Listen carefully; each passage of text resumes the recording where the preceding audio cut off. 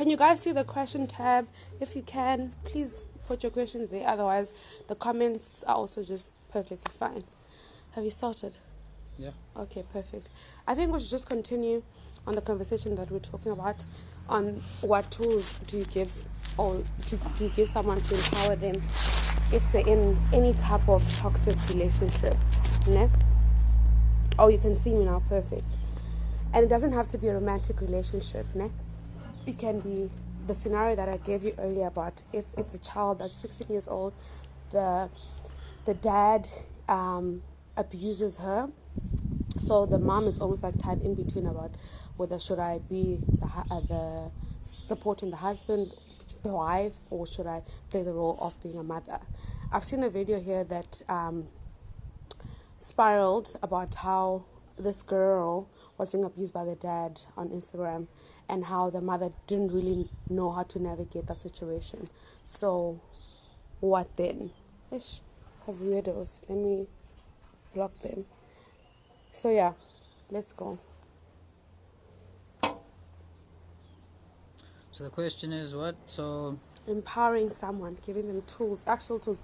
Not like it's I guess it's almost very it's not like psychology vibes where you go meet your psychologist and they tell you, oh, you need to navigate through your problems. It's like almost like quick fixes, but not there's quick no quick fixes. fix. So this is also the thing. Even when you go to a psychologist, there's no psychologist that actually treats your issues. Mm-hmm. You treat your own issues. Yeah. The psychologist is there for you to listen or Mm. to listen to you. So you'll go to a psychologist. It's the same with a friend. Yeah. A friend just there to listen. That's why people say, I like when someone listens to me. You don't necessarily have to give me advice Mm-hmm. because I know what the answers are. You just need to go to someone to speak to, and then you find the answers from them like that. So yeah, it's obviously difficult when you're young, because then who are you going to talk to? But Exactly. yeah, it gets really tricky, and some people are dealt that bad card. But then that's when child services comes in. Mm. But I mean, if you're a mother, that shouldn't even be a choice. That Yeah. yeah, child That. always comes first. Oh, okay, cool. So she shouldn't take the role of a wife, but the mother. Of course. Okay, cool. Yeah. Hi, Tui. I'm not seeing any questions yet. Somebody's asking me with my nails, how do I eat food? You're supposed to ask him questions, not me. I eat the food just perfectly fine. Let's see. What Tui? Oh, anyone who just came in. We're asking him questions. Any questions, not limited. Literally anything, just from a male perspective. So if you have any questions, put them down in the comments down below or in the question tab right there. I see there's something, but it could be something silly, so let's check it out. Oh, there's a lot. My bad. Sorry, guys. Please check your DM. Oh, this is the girl that said she is giving up on life. We did a video where we already laid down the tools that we can give you on what you're currently going through. I did check your DM, and the video will be up hopefully by sometime this week. Hi, Sesetu. Do you remember when I said she said she's got a child, etc., etc.? Yeah, that's her. Sesetu, nubuze questions, please. Okay, but that's not for me. Let's check that one. What do you do when your own mom? Okay, we already addressed. Do you want to address it again, babe? Huh. No, we already addressed that too in the video. And like I said again, I'll upload the video sometime this week. We definitely did get your questions, so don't stress about that. I already got this one as well, and we did almost unpack it. So yeah, don't stress about that. Yes, what advice do you have for people who... Okay, let's try that. Okay, read that, right? What advice do you have for people whose families break them in their appearance? What? Down. I guess it's down. First off, people whose families break them. Mm. It's a good question. I think this goes, again, when I go back to work, because work is also family, Yeah. right? So when your work breaks you down, so it wears you down, whatever it does, it gives you warning letters, it gives you all sorts of things that wants you to leave work, what do you do then, right? With work, you can prepare to leave, right? So you can look at your CV, you can start working on it, start seeing where your insecurities are on your CV, start getting into courses, and then you prepare to leave. So you don't just necessarily leave, because then you're leaving into the unknown, and maybe the situation that you are in now will actually get worse if you just leave. Yeah. You know, but if you're prepared to leave, then you can just leave. Mm. I mean, if you're prepared to leave, then when the chance comes, you can then say to your work, listen, this is what I want. If you're not giving it to me, that's also fine, but this is what's going to happen. And I'll be able to leave. Yeah. And when I leave, this is what the company is going to lose. Mm. Right? So, translating that from a family's point of view, obviously you can't be detached from your family, but then Yeah. you can also work on strategies to leave your family too. So if your family's putting you down, you need to then go and find out how you can leave home. So you can either, first of all, you obviously want to talk to the people that are doing it. So you want to talk to the parents, or your parent, or your guardians. You want to talk to your extended family. You want to talk to friends. You want to get someone to come in. You know, talk to psychologists. You want to talk to child supportive services, anyone that can help. And then if that, obviously sometimes the family don't have that, Yeah. then what you can do is, well, then what other option do you have? Another option is you can maybe go to work, save up, and go look for an apartment. You know, and then once you do that, that's obviously going to be difficult, because then what are you going to eat? Exactly. What are you going to do? How are you going to pay the rent? So How do have you to- even move and go to another place if Mali? Yeah, so that's what I'm saying. So you look at looking for a job. So you look for a job. Once you found that job, then you can say, okay, well, now I'm saving up to leave. And then while you're still staying at home, you're still trying to mend the things that are going on. So it goes back to the analogy that I was talking about with work, that Yeah. when you are at work, you still at work, but you're going on Wi-Fi whenever you can, or when you're at home and you're looking Yeah. for other jobs and you're looking for courses, because maybe other jobs don't want you either. So then you look for the reasons why they would want you. So then you go and you look for the courses that you need to do. You go and you try to look for the classes that you need to have to get to the particular jobs that you need to get to. And you need to understand that. And don't get caught though. Don't get caught trying to use the works Wi-Fi for the betterment of something else. You know, because obviously it's like your family doesn't want you to leave, your work doesn't want you to leave, so you can't use whatever resources they have to leave them. Yeah, for sure. No, so obviously you don't want work to know that you're leaving, because then they're going to try every single way to not make you leave and to make your life hell. So you want to do things on the down low. Again, just like home. You're not going to want to make sure that, oh, they know that you're leaving home, because then they're just going to make your life even worse. Exactly. Even more terrible. Yeah. So, again, it's going to be a personal journey. But I think that, again, it's not to say that you don't want to feel that you're strong more than you want to feel as though that you can conquer what you can conquer. And you know that whatever situation you're in, Yeah. Sorry, guys. can get worse. So so if the situation can get worse, then you know that, well, then this is the worst situation that I'm in.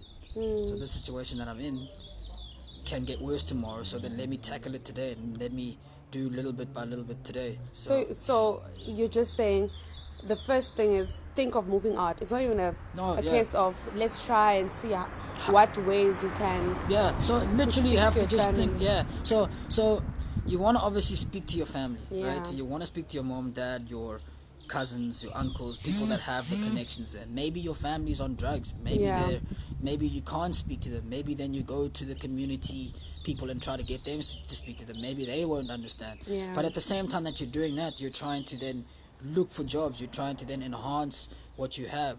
You're trying to then say, look, I want to go for courses. I want to look for things online that are going to be special courses. I'm trying to ask friends, say, how do I get into, a specific course? How do I go be a waiter? Yeah. Go be something that you can then, at least it's something that's attainable, for example. Yeah. And then once you get those little coins that you can get there, then you can then go empower yourself elsewhere.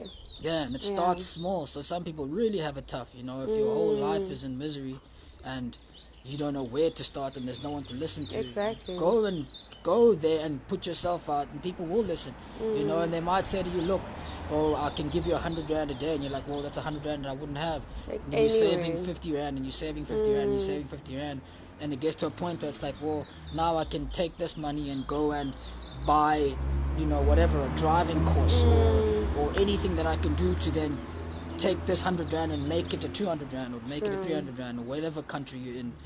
Kind of do that. That's the whole point of people taking Kontiki tours, for example. They don't know what they're gonna do with their life. They pass matric and they're like, well, I don't know what to do. And then they go and then they become bartenders in England or the States or whatever. And then they take that money and they're saving it up. But at the same time, they're trying to connect with people to gain something that's worth monetary value, which is a connection. Not just, we're just going to have fun. Exactly. And then when they find what they need to do, then they cash in. So it's difficult for everyone. Don't think that obviously you know that you have it bad, but know that it can get worse. Yeah. And it's not just worse for someone else, it's bad for you. Yeah. So yeah. Okay. I hope we've answered that. I see there's more questions on the actual live. I suggest that you write them right here on the question tab so that it can come up as a Q&A. Okay, cool. Let's check for the next one.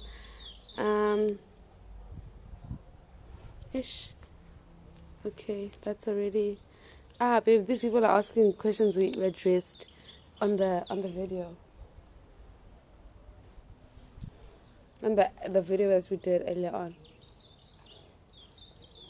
If you ask questions earlier on my question tab, don't worry, we have those addressed, okay? What you can ask is something beyond the questions that you've already asked. But I know there was a question that I asked you earlier on. What was it when I said something? Somebody asked something about body positivity. If you think that body positivity is working. That is making an impact. That'd be interesting to hear from you. Actually, because you always speak about this. I don't. No, you do. No, I mean, definitely I do. But you speak a lot in the sense that you guys are always half naked. No, I think I don't even understand that question. To be honest, is body positivity making a big impact? Or any kind of compared impact? To what? Like body positivity again is just like any positivity. So how are you gonna know if positivity is making an impact or just positivity in general is making an impact?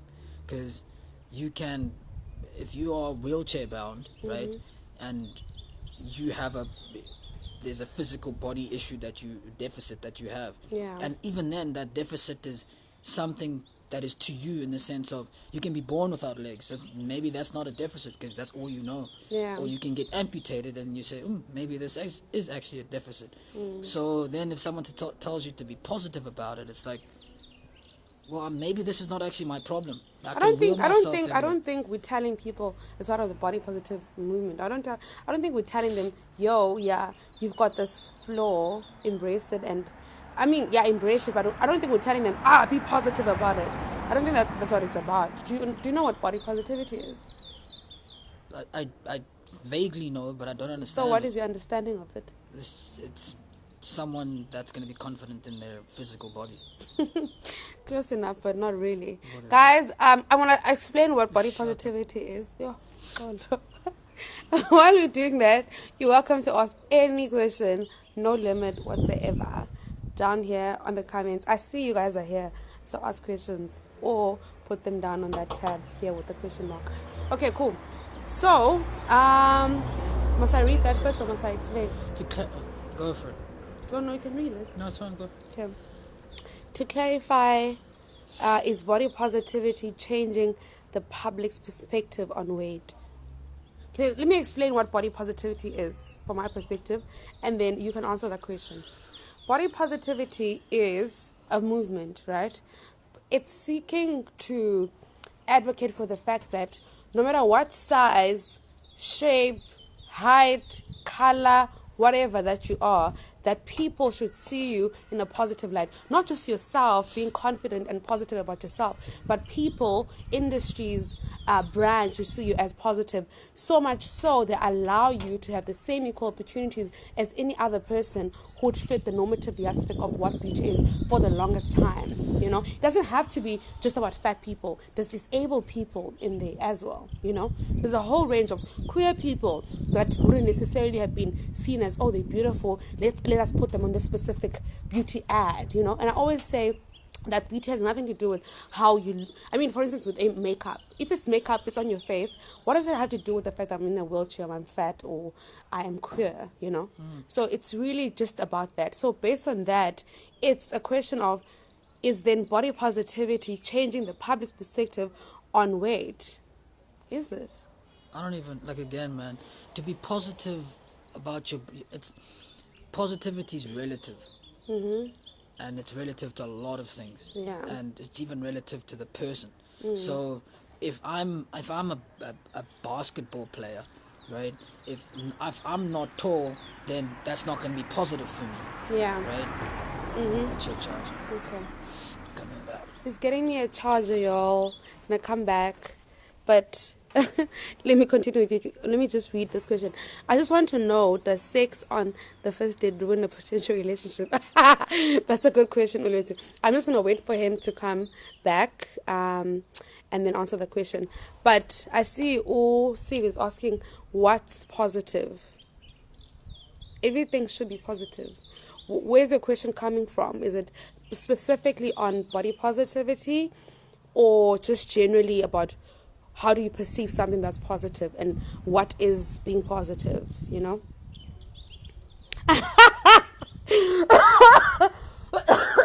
Oh, I can't. Now that he's gone, Sissy, who is he? Do you want his name, or do you want his occupation? What exactly? I'm not exactly sure. What do you... You guys, please be professional, please, guys. Be professional. Not today, Satan. Do you want his name? I don't know. You want his name? I think I introduced him earlier on. His name is Lungel. Who is he to you? They want to know, babe. Okay, let me do this. I don't know if it's gonna stand though. Is it? Oh fuck. I'm gonna have to turn it around, guys. Okay. Sorry, it's gonna have to be this way. I hope you guys don't mind. Melody, I just literally explained what body positivity is. So, yeah, it is that. I don't know if you didn't hear it or you want me to repeat it. Otherwise, I can definitely do that. Yeah, again, I don't know why this thing is even a thing, but... Why is what a thing?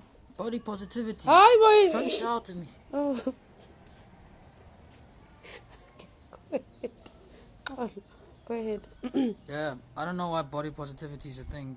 Like, again, what I'm saying is, and again, it's body positivity goes together with big girls. It's weird because... It's not just big girls. Yeah, but weight.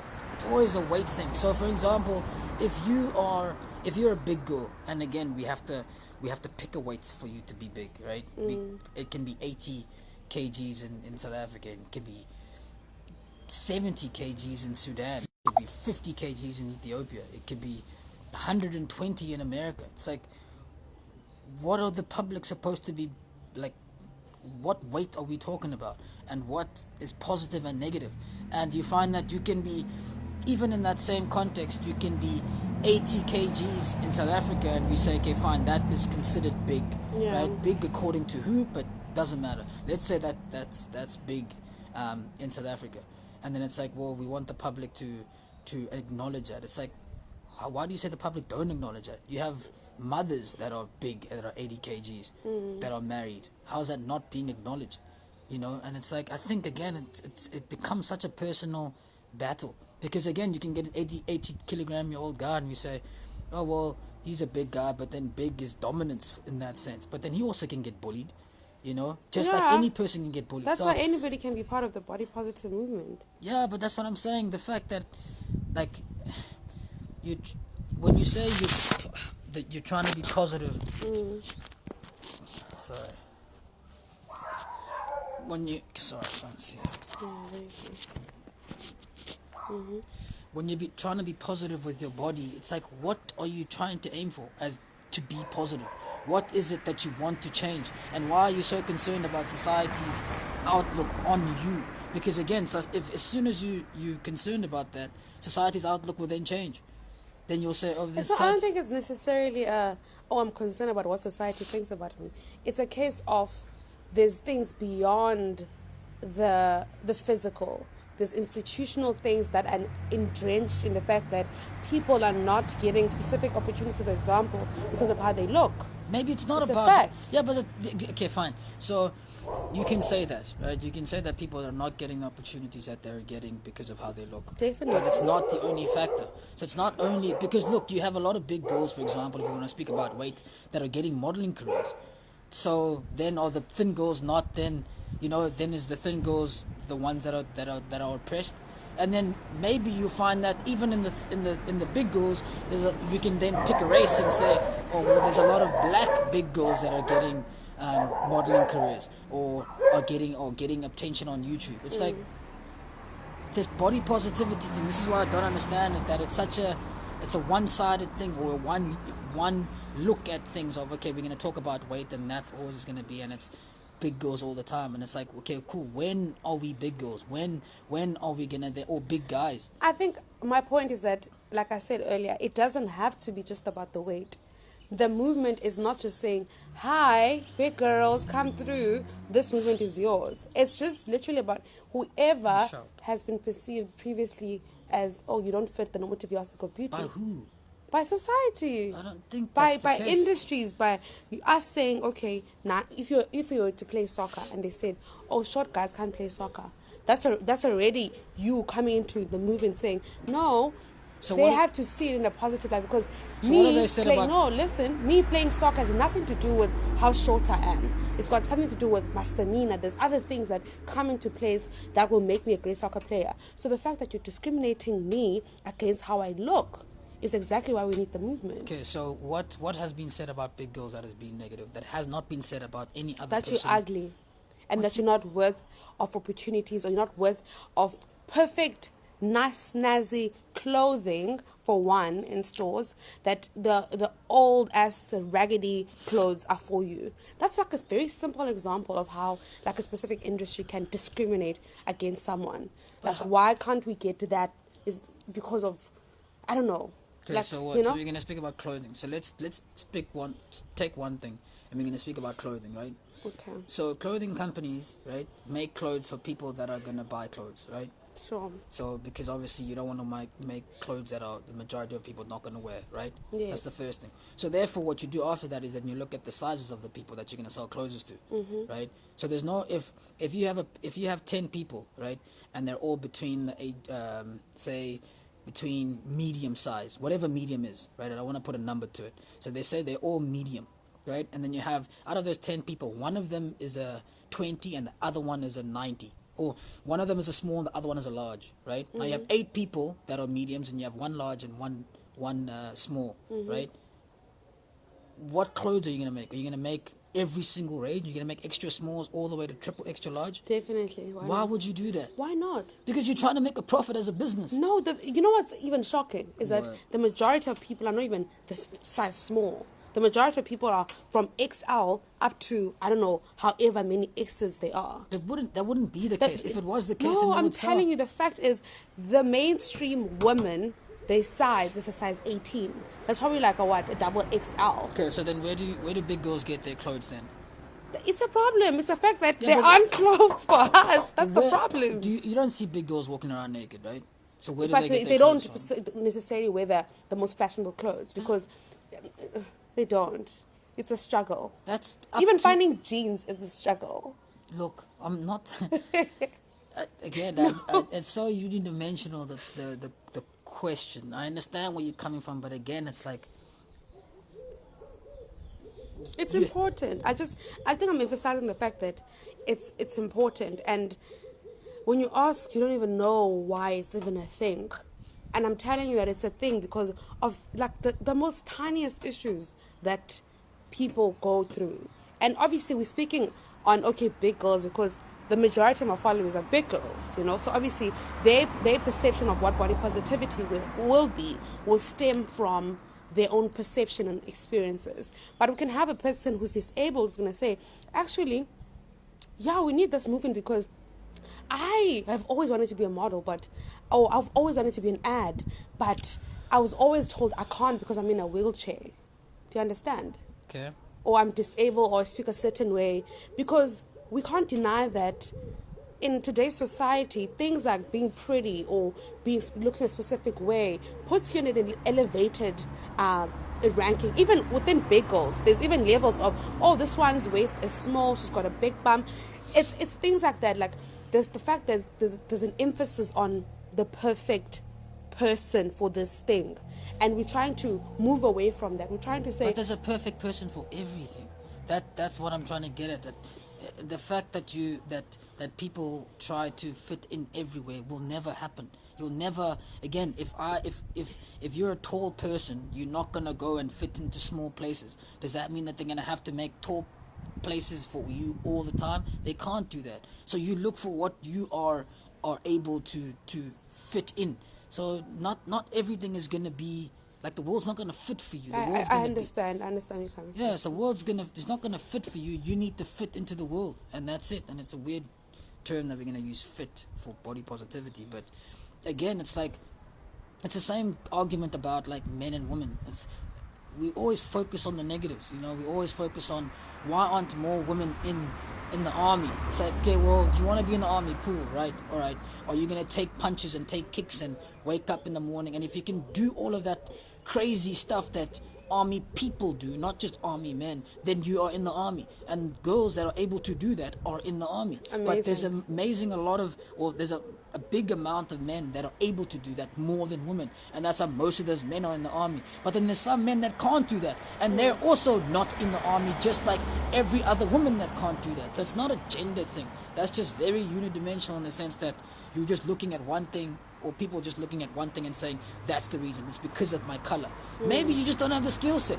Maybe, and it's not to say that it can't get like that. That's why we always have to ask questions like that, so that it doesn't just become about race, but to always look at it and say, oh, I wasn't picked for this job because I'm black. It's like, maybe you just don't have the skill set. Maybe you don't have the skills. Maybe there's someone else that's better out there. But if you want to focus, again, it's that victim narrative. If you want to focus on being the victim at something, then everything's going to work out for you. But if you actually zoom out and you think, oh, maybe I didn't get the job because I'm young and they're looking for old people, and it's like, well, that's their criteria. Are they supposed to now say, oh no, we're looking for young people too, but then it's actually a job for old people? They can't do that. So yeah. No, I hear where you're coming from, and I totally agree. But I think the only problem would be, like I said earlier, even I think it was yesterday when I said, when you qualify to do the job, that's where the issue is that when you qualify to do the job and you're going to be discriminated against just because of a specific factor. Like when I made the example of, if you're a great soccer player, but they say, but you're short, and it's got nothing to do with how well you're going to perform. But that's the thing, problem. you don't, looking at one criteria is very dangerous. It's easy to look at one criteria and say, oh, that's because of that fact. There's a lot of other things that can be taken into account that you could then look at, and then that'll be there. Unless if they're very explicit. Yeah, maybe they don't want tall players. Who are you to say that it doesn't make a difference? Maybe for the way that they play, they want tall players. Okay, let's take it to the makeup example I made earlier on. In today's world, there's not I don't know of any single ambassador, for example, that's fat, that's a makeup artist, which they exist. Ne? What's fat? No, but when you're a big girl and you're fat. Big, what weight? What No, weight man, is fat? no. It's When true. you can see a girl, no, don't be too technical in that. But When you can see, okay, when you, for example, let's say I'm a big girl and I do makeup like to the T. Like I can even give names, actually, because I know people who are in the makeup industry and they do stellar work. But you never see them in any featured campaigns or ambassadorship programs that have to do with beauty. Because it's like, that's what I'm saying. It's like, the fact that I'm fat here. Do you think it's because they're fat? Why? No, I'm not even thinking about it's because they didn't get included because they're fat. I'm like, you should be including us because we're fat. Because where's the representation in you guys being specific on, oh, it just needs to be this type of people? Why? That's very dangerous. So you want to be included into something because of the fact that you're capable, one, and two, representation matters. So you should. Who? To everyone, doesn't it matter to? No, but look, so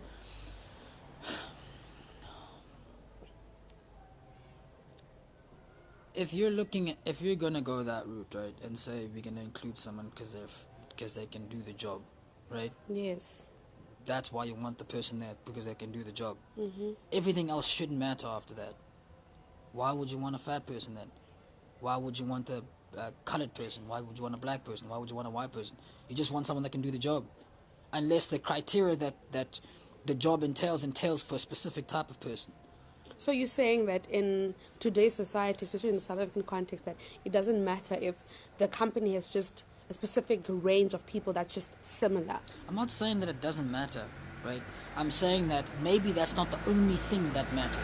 And obviously, like I'm saying again, we're gonna have to ask questions as to why is it like this? Why are there too many black people here? Why are too many white people there? Why are too many short people here? Why are too many big people here? Or not? But it's not to say that that's the only, and that's only just to make sure that the things don't get out of order. But you can't then say, oh no, but just because there's 10 people here and they're all thin, we need to put a big person there. It's like, maybe there's only thin people that can do this job. Which is definitely not true. But there's so many other things. But that's the thing, is that you don't know what other things that could be affecting it. That's one city. You need to get technical about it, because there's so many other things that are there. There's a lot of things that are involved in it. And if you're gonna look at one thing, there's weight, there's gender, there's race, there's confidence, there's age, there's competence, there's skill set, there's actually personality differences. But I mean, if it's that explicit, we're in a South African context now, and we know how important just diversity is in general. So why would you as a brand not want to be intentional about being diverse, and not just, I'm just going to take people just to fill the quota? Actual people who can do the job, So why would you not, honestly, as a brand, why would you not want to be inclusive of everyone in a diverse South African, country that we live in? Like, we're so diverse. As you mentioned, there's race, there's this, and this, and this. So why would you not want to be intentional about making sure that even the space that your brand is in is a representation of what the South African context is? Well, why would you not want that? It's not that you wouldn't want that. It's not that no one wants that. That's not really the case that we're talking about here. It's the fact that who are you going to exclude and who are you going to include? Okay, you can't include everything. I hear you, and I'll say it's okay, because we are so diverse that there's always going to be an extra person or an extra element that needs to be added. I think, and as long as the space makes it aware that, okay, so we for instance, if I had a panel today, I'm like, okay, cool guys, this is a diverse what group, we're going to be talking about this topic. I need to always acknowledge that the space that we are in can never be fully diverse, but you need to be able to see that there's actually an effort in diversity. But then how? So again, diversity, we can be all 10 black people, right? Then you see that, we're all black, but we have all different interests, right? Or you can be diverse and say, I'm going to pick one Indian person, one Muslim person, one black person, one white person. Even in the black and white people and the Indian people, they're diverse. You have different cultures, you have different religions. You have the Shia, you have the Sunnis, you have there's so much more diversity. And then even then you have gender differences, and even then you have age differences. So now if you only have 10 spots for people to work at, and you're looking for the most competent people, how are you going to make it as diverse as possible? You can't do that. So again, I just said it's fine, but as long as you're allowing the space to, you being very intentional about, okay, this is what we've tried, and we are making a disclaimer that the space is never going to be as diverse as it should be, but here's the effort that we put in place. Usually what people do when they want to be diverse, they'll add a white person, they'll add an Indian person, they'll add a disabled person. These are things we know, We don't even need to be explicit about this is what people do. And you can see that, okay, there's at least an effort. Obviously, you're not going to be like, okay, I need a black person that's Xhosa, that's Indian, that's Ndebele, that's Tswana, that's Sotho, all of that. Come on. If you, for instance, in a campaign, and it's just small girls, it's like, where's the effort? Effort of what? That's the thing. Of diversity. But even with the small girls, they're diverse. There's different heights with the small girls. So where are we gonna draw the line? Where's diversity there? We're gonna pick someone that's gonna be over 175, then someone that's under 176. Being very pedantic. But that's how it is. That's Let's check the questions. Okay. Yo, look, someone is saying I'm going to be biased because I have a larger woman. Yeah, that's true, though. Oh, yeah, sure. Yeah. Definitely. I'm always, because I'm speaking on my experience. Okay. So obviously my experience is going to be on that. Bro, you aren't going to get her to understand or agree with you. Okay, let's see. My English. Wow, guys. So true. This thing of encouraging big girl confidence feels like a backhanded insult. What is that? as in, sometimes you can give someone or help someone, right, where it becomes an insult, because sometimes you can become so nice to someone that you're basically trying to tell them that they can't actually do the thing themselves. So you got to be even careful when you do stuff like that. When you help people, sometimes you're not helping them, you're actually taking away their ability to help themselves. Okay, cool. Let's see what else. Is it making people more accepting or different people? What does that mean? I don't know. Is it making people more accepting of different people? Oh, is body positivity making people accepting of more different people? Definitely. The answer is that. The answer is yes. How can I be self-confident in our work in that? Do you have advice? How can you be more self-confident? Find out the things that you like to enjoy. So watch what you do in a day or in a week. Find out the things that you enjoy. Find out the things that you don't enjoy, and then keep doing or kind of replicate exactly what you like to do and do less of what you don't like to do. And then you'll be in a positive space, and then you'll be confident in the things that you do, and then you'll leave the ones that you don't or that you're not confident with, then you'll follow down that route. I like that. Okay, cool. So opportunities, we want big girls as air hostesses. Ndagabao. You see? We also want to be air hostesses. Because the way we are so heavy, it is weight restrictions. But that also could be a factor. But again, I think, you see, this is the thing. We want. I want to do this. I want to do that. It's like again, short guys are gonna say, you know what, we want to play basketball, and we demand to play basketball. And then what's gonna happen? They're gonna say, well, can you dunk? No, it's too far. So what, should we change the rules then to accommodate for you? No, well, we're not going to change the rules for basketball. So then maybe you can learn to jump higher. Yeah. Maybe then if you jump higher, then you can dunk and you can then get I hear to you. tall people. Then maybe then that'll be better for you. No, I understand. So again, society's not going to change for you per se. You need to change for yourself and fit into society. So... Yeah, I mean, I think I agree with you in a sense that there are definitely going to be some restrictions to specific opportunities that you can't get as a person maybe who's large or who's disabled. Like, you can't be an air hostess when you're in a wheelchair, for example. Exactly. You know?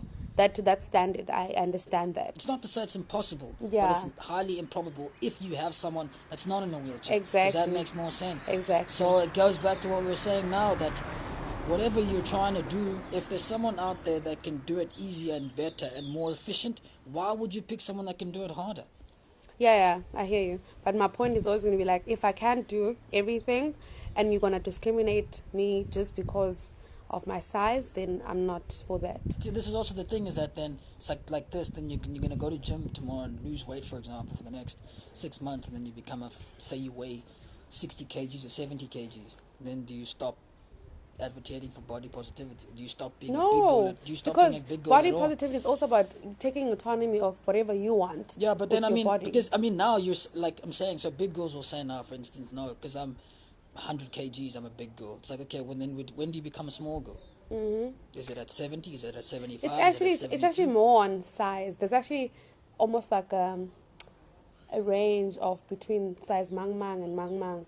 Yeah, But so it's the medical industries will have a body mass index. Oh, where I don't there's- believe in that. Okay, well, I mean, that at least is a range. But it's flawed especially for black I people. never said it's not flawed, but okay, it's also not unidimensional because there's a lot of things that you can take into account. So there's ranges that they have, but then they don't take into account the way that your like culturally how your glucose intake is different, for example. Or the fact that as black people we just have voluptuousness. Yeah, but I mean, again, it's like you're voluptuous as a black person in South Africa, but in Ethiopia you're not. Hi, Ndagaba. So it's definitely not universal then. That's No, why it's multi-dimensional. It's not something that's just straightforward. Oh, I'm big because of this or that is because of that. So when you're talking about body positivity, you're looking just at weight. It's like, okay, well, what weight where? Again, it's like if you play rugby and you're a bigger person, right? Take rugby for example. You play rugby and you're a bigger person, and compared to a smaller guy, right? You're probably gonna play prop if you're a big person. Because it's easier for you, it's better. Why the hell would you be in a scrum if you're a smaller person against a big person? Sure. Right, so then you have the advantage of being big in that sense. But then if you're gonna go play at the wing, you don't want to be big because you want to be running quick. Yeah. So generally, the thinner and it's slimmer guys will run quicker because there's less weight to carry. But then they'll have an advantage over a prop. So then the game is not going to change for you. But then you play the position that you can play, and that's a metaphor for life. That the game's not going to change for you. Society's not going to change and say, oh no, now these are going to be the different roles of how to see people. It's not going to be that way. You need to then find your place in society. Just That's like why everyone there's body else. positivity then. Thank you, Oyama. So true. Oyama nawe. Hearts, exactly, Oyama. Bro, okay, ready. My friends make their own clothes and they don't always find the clothes they want to wear because they're not made in our size. So this is again, a real thing. I know it's a real thing. So you don't find the clothes that you wear because they're not made in the right size. There's people that don't find shoes that they wear because they're not made in their shoe size. There's people that can't find car seats for cars to fit in. Like Porsches have small cars. If you're a big person, you can't fit in it. So now does Porsche then have to make big cars for you? It's like, no, Porsche is a brand that makes cars that are going to be that way. If you're a big person and you can't fit into it, that's your problem. It's got nothing to do with the brand. So it goes back to Lindy Teta about the fact that you look at your target market, right? And you go according to the target market, right? In China, the sizes are not going to be as big as the sizes here because the people or the population there is different to the population here. And again, in everywhere else. And again, even in South Africa, there's different populations or there's differing sizes for different populations if you only want to look at sizes. So then they'll go for the sizes that are there the most. So other people have problems of, swimsuits, right? Why would they make big swimsuits? Because if you're going to surf and you're a surfer, you're generally going to be more athletic, right? But athletic, athletic is not size. It's exclusive. No, I had to cut you off there.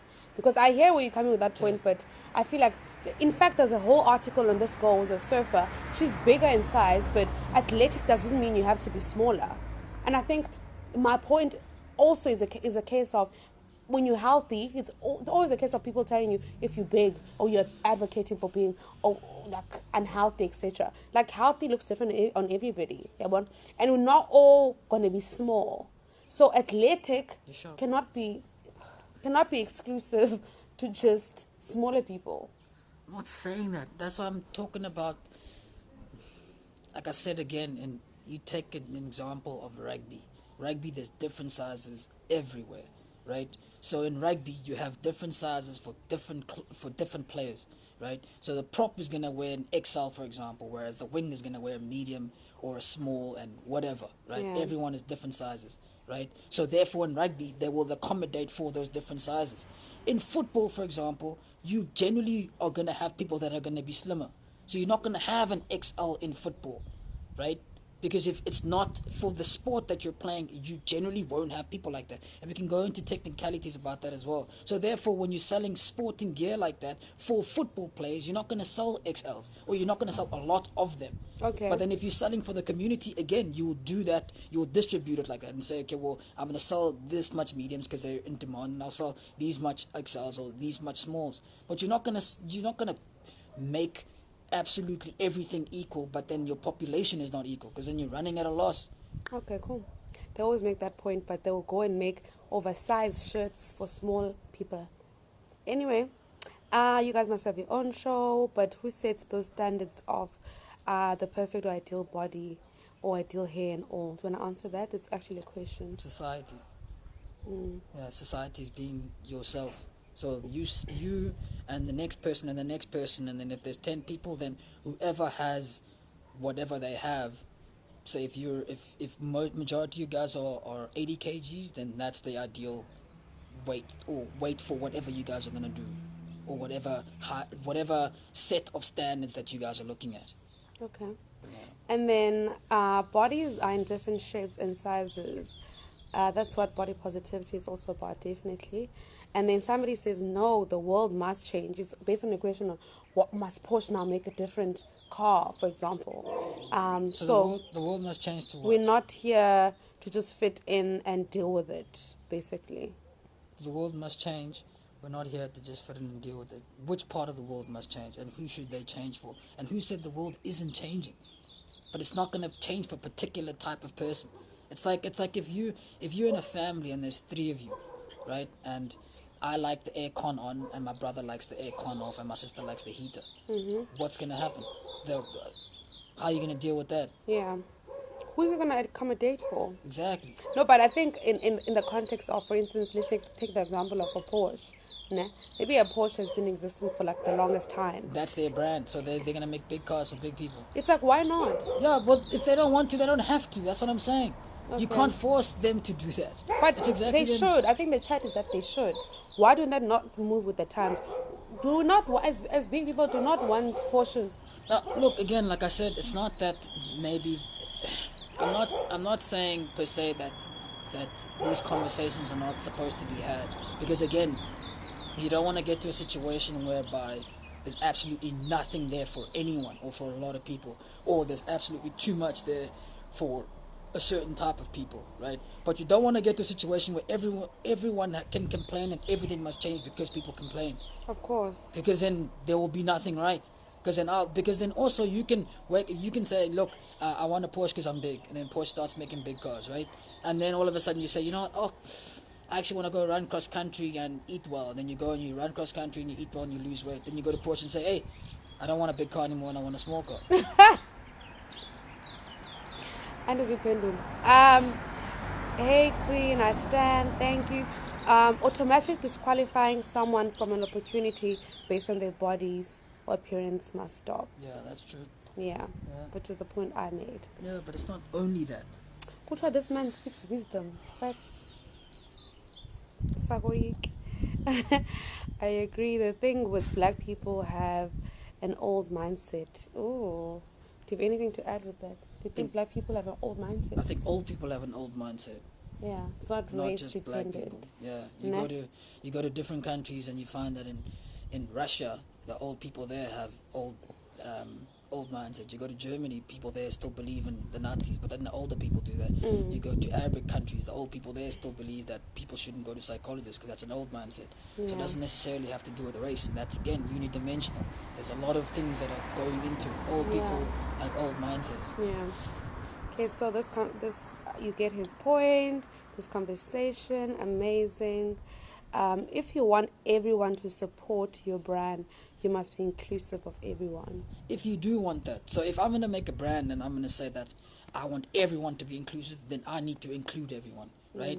Which is, again, something that is probably going to be impossible because you can never include everyone and you're going to have to exclude someone somewhere, right? You can't have a serious conversation and include everyone to be happy because someone is going to be sad about it at some point. If you're going to talk about something serious, for example. So if you're going to make cars, how are you going to fit in with every different type of person? You can't do that because then you'll literally be making every single car that you make different for every single person that you find in the world. And you can't do that. So, yeah. Okay, so true. Accommodate all kinds. But to accommodate all kinds, but a Porsche must make different sizes. That's exactly what... I mean, I don't think it's a bad idea, quite honestly. In fact, it could be an idea for Porsche to maybe like make exclusive cars. Like, what's your size? What size do you want? And then they make it for you. Yeah, that's what I'm saying. Why would they want to do... Because look, you'll come in and you say, what size do I want, right? And they say, okay, cool, we'll make it this way for you. Then someone else comes and says, hey, look, bro, I'm in a wheelchair, so please put in a ramp there. And then I'm going to be like, oh, Which makes sense. okay, fine, let's put in a ramp there. Someone else comes and says, look, bro, I'm blind, so please make sure that the car can drive for me. And then it's like, man, they're going to have to modify their cars every single time for every single type of person in the world. So, but then what's easier? What actually makes sense is for them to make one car, one brand, and if you want it, go and get it.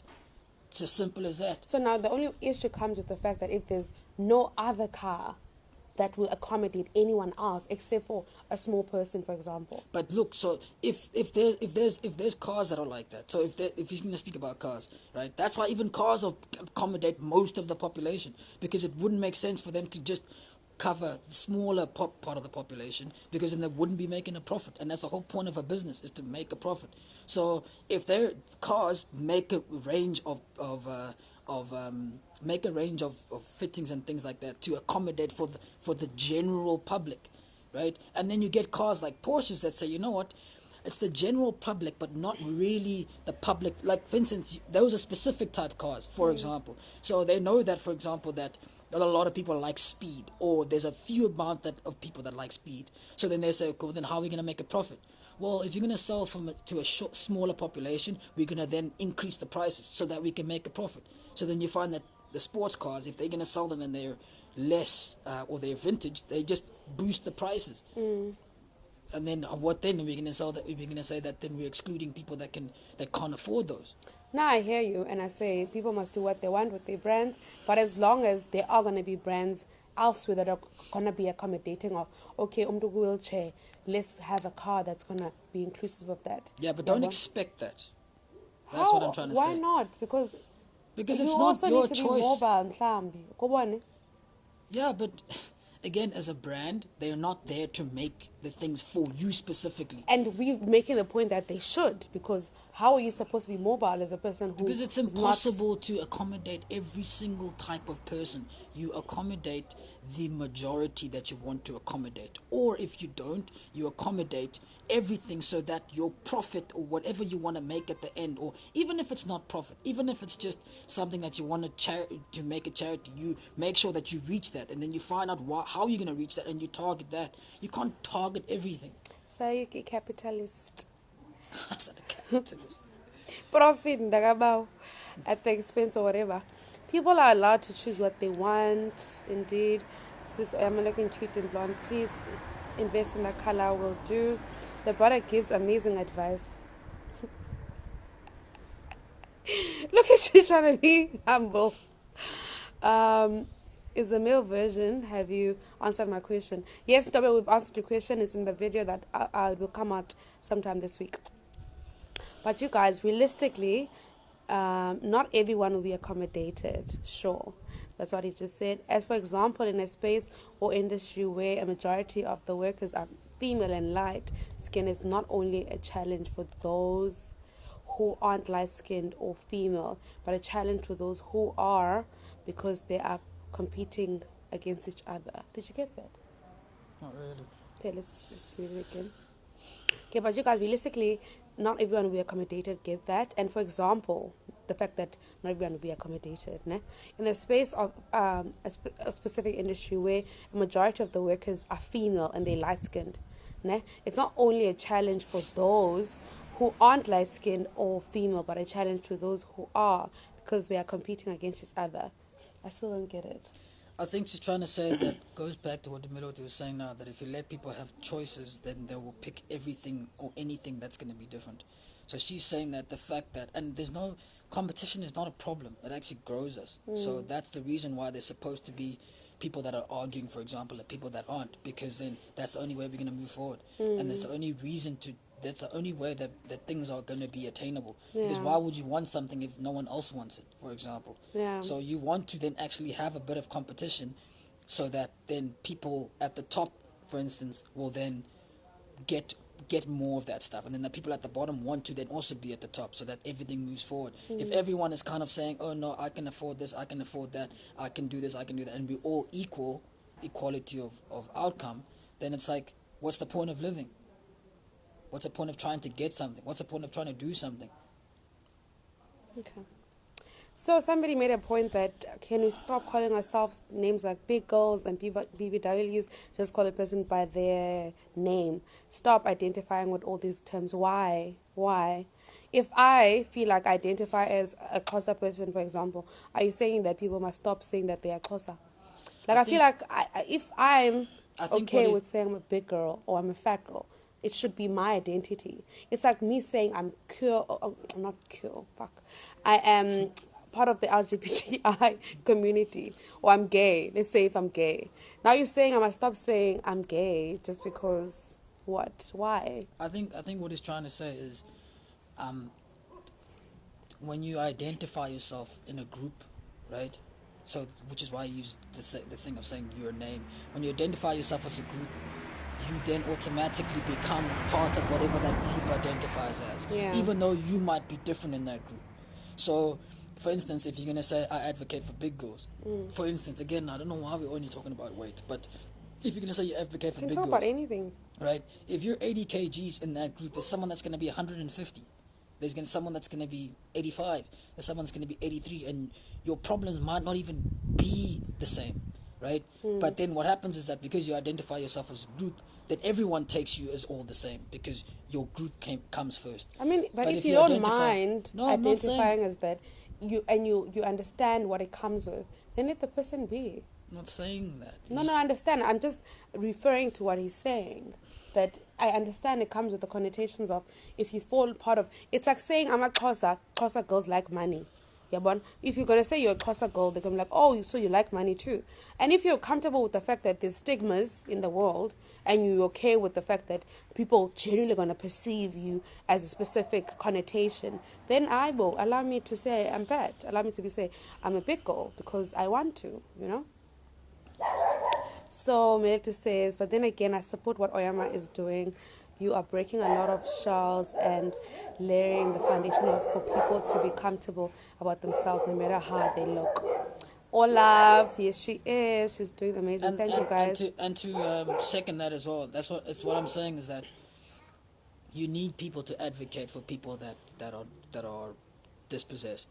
And you need for people to be on the other side, to not care about that and to care about pushing the world forward. And then every single time we get to a balance every single time, because you don't want to be too nice and at the same time you don't want to be too harsh, right? So you want to always come to the middle ground at some point, but then again go to the extremes, which is why we have political parties. We can't just have an ANC, for example, because then there's nothing that there's no opposing party, and then they can just do whatever they want. And we can't only have the DA as well. So that's why you find that there's always going to be fluctuations when the ANC's in power, the DA's in power, the DA's in power, the ANC's in power, because we're trying to find that middle ground. And it's the same with what's happening in America as well, when the Democrats and the, what do you call them?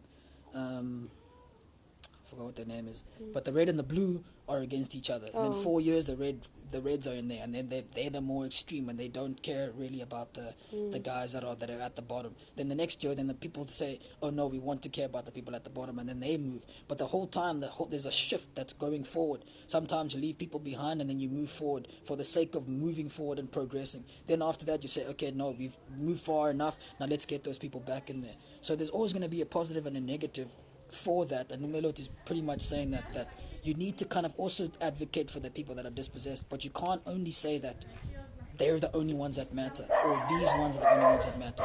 You need to say that, no, look, we also matter, so don't forget that, but we understand that there's always going to be a structure. True.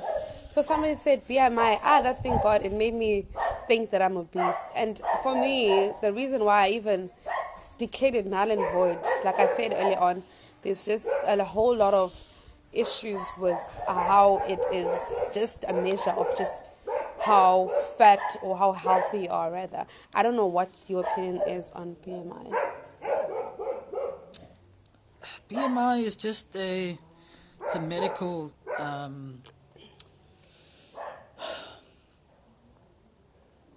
measure of someone's weight to body ratio, right? And it classifies it from being underweight to general weight to overweight and to becoming obese. And and it's a measure of, again, your weight and your size, and it obviously is flawed, but it's something that is not used alone. So if you have a lot of muscle, for example, you can be obese, Exactly. right? Or if you don't have a lot of muscle, you can be anorexic, but it's not used alone. So again, with all these things that we're looking at in life, age, race, and height and weight, you can't use them alone. There's a lot of other things that you skip. So again, you take a BMI test, for example. Oh, fuck. You Sorry. take a BMI score, for example, then you use it together with your blood results, and you use that together with what you actually do in society, and you use it together with, okay, well, do you actually need to lose weight? Because you take a rugby player and he's a prop, he doesn't want to lose weight.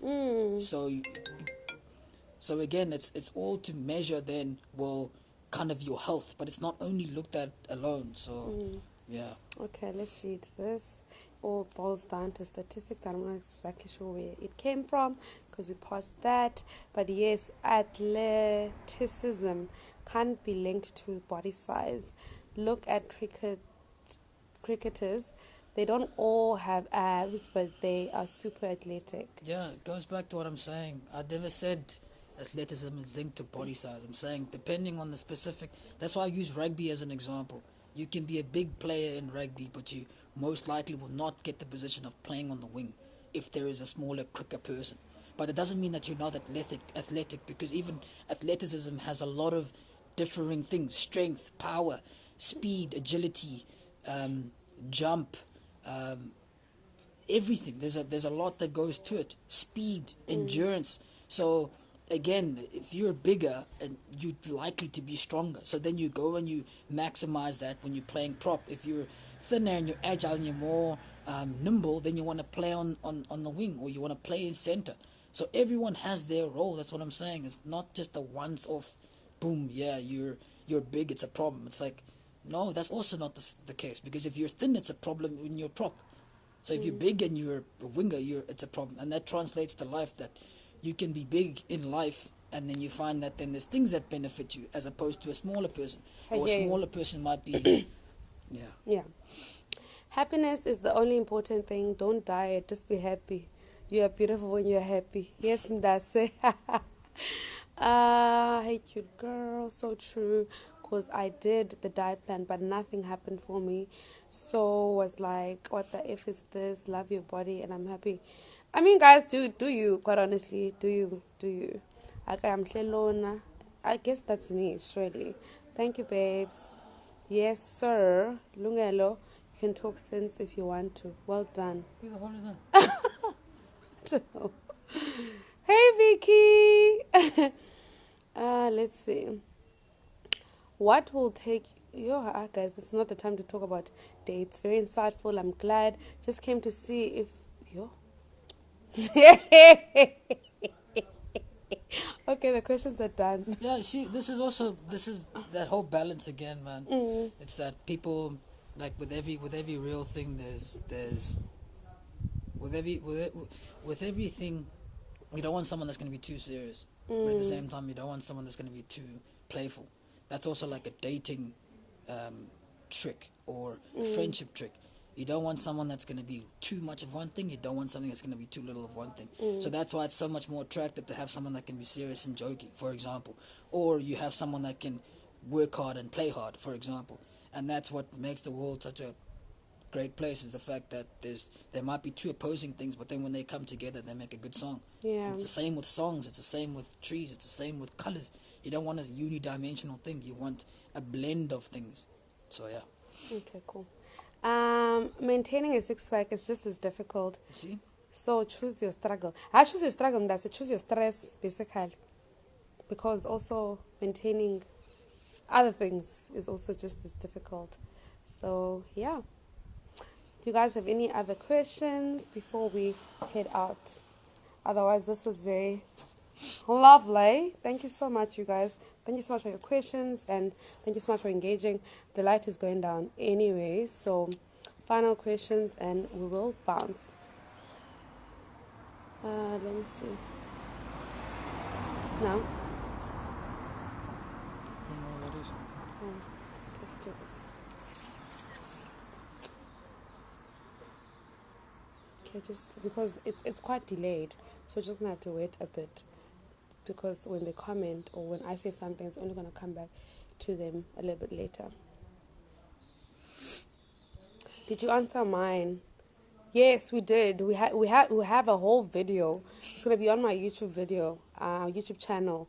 Um, so yeah, this week I'm gonna post it this week. We definitely have an entire video for you guys. It's like close to 40 minutes. So I did answer your question. Don't worry, Thelma. Melody is asking, what doesn't Ulungi get about body positivity? Oh, we're gonna start a war. Honestly.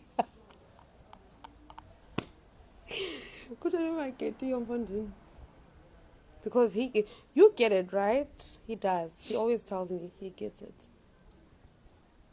Based on what I explained to you. It's fine. That's not even. Okay. We answered it. Yeah, we're gonna start a war, so we're leaving it right there. Thank you, babe. Okay. Bye, guys. Say bye. Cheers.